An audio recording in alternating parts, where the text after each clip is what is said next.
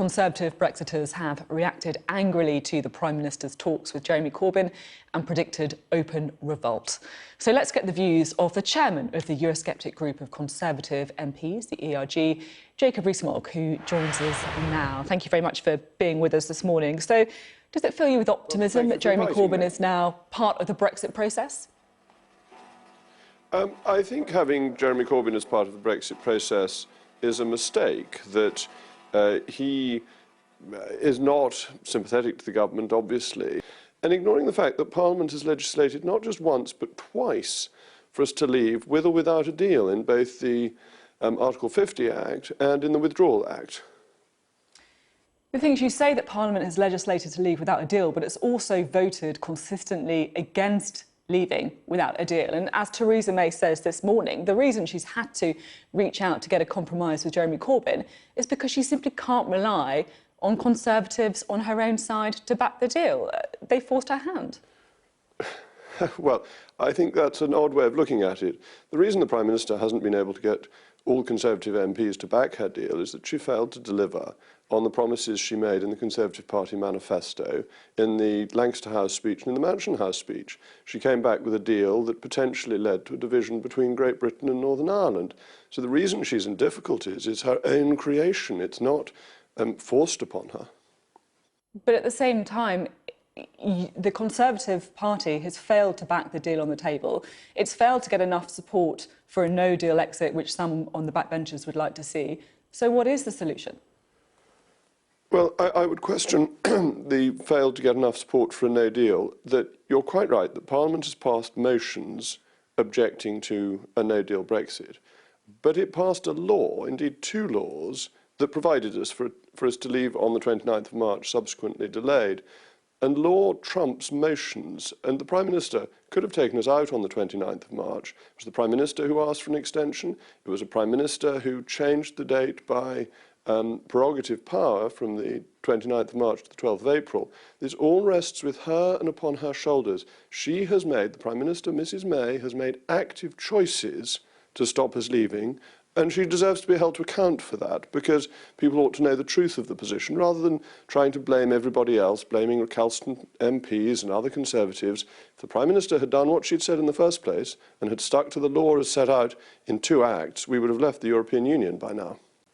I wonder, though, if actually there is an argument that Conservative Brexiters like yourself do need to shoulder some of the blame. You've consistently whipped opinion against Theresa May's deal. You described it as risking making Britain a slave state to the EU, of risking paying £39 billion for nothing. I mean, it's no surprise she's failed to get the support when people such as yourselves have been so opposed to the deal, even though you did have the last-minute conversion. Well, I voted for it the last time out because I thought it was the least bad option. That's absolutely correct. But the least bad option because of the way decisions are being made by the government.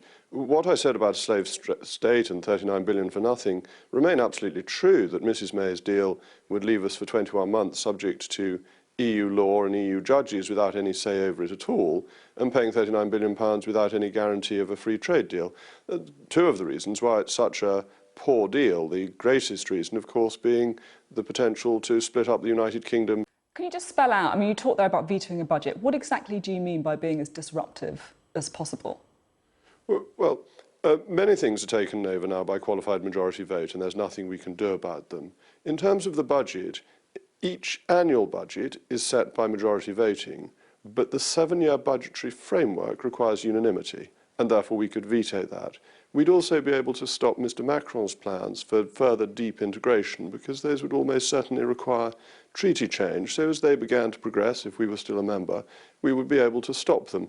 So I think it's trying to stop further integration and trying to ensure that it doesn't cost us any more money. So these would be things that weren't just difficult for their own sake, but were also in the British national interest if we were still a member state.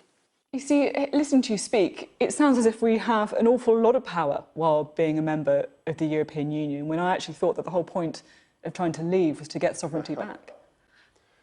I know some people have said that in response to what I said, but I don't think they're looking at the detail. We can veto the budget 1 year in 7. For the other years, we just have to take the budget that is delivered under that framework. all our laws on agriculture, on fishing, on trade come from the European Union, and we can be outvoted. We are one of 28 members. If there was a snap election, would Labour win?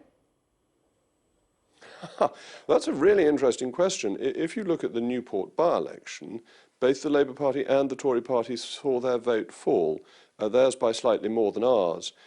Neither party is in touch with all of its electorate. So 70% of Conservative voters now identify as Leavers, and the Labour Party has two electorates, one that is very pro-Remain and one that is very pro-Leave.